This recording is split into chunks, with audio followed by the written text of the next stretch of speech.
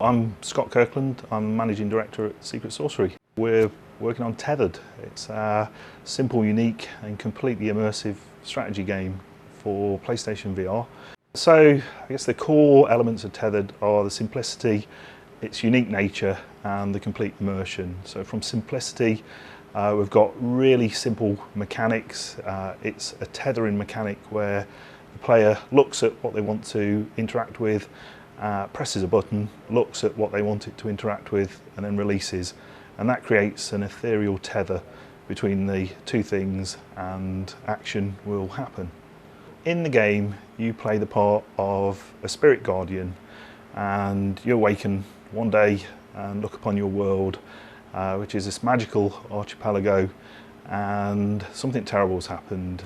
These nocturnal creatures have ransacked your lands and you need to restore balance to them, and you do that by giving purpose to the peeps, the little characters that live on those islands. If you don't give the peeps purpose, they'll succumb to despair, and that's something that you really don't want to do. It's pretty heartbreaking to see the little peeps become despondent and then fling themselves off the edge of the island. And in VR, that's just such an emotionally engaging experience to see their little faces looking up at you. Are you sure you don't want me to do this? And then they throw themselves over the edge. So you really want to task the peeps up, to get them working for you in your quest to restore balance to the island, and you do that by collecting spirit energy. There isn't any speaking at the moment. We've talked a little bit about whether we should do something like that, but we didn't want it to become a kind of cliched interaction. So they're pretty daft, the peeps. They just look up at you. They're wanting direction, so you tell them what to do, they'll do it. There'll probably be some kind of acknowledgement, but it'll be simple.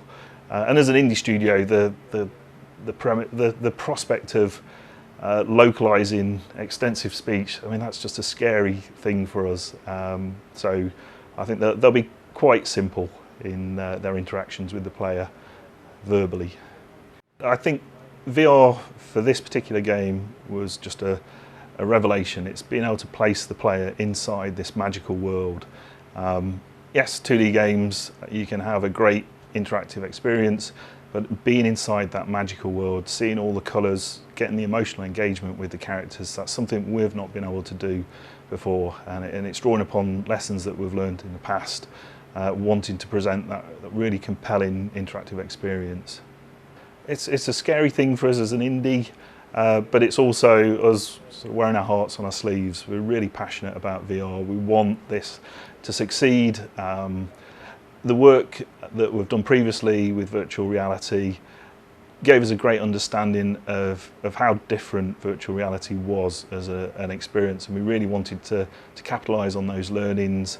And so we have taken a huge leap of faith with kind of putting all our eggs into the VR basket, but it just feels so lovely being inside that magical world, and it feels like the right thing to do.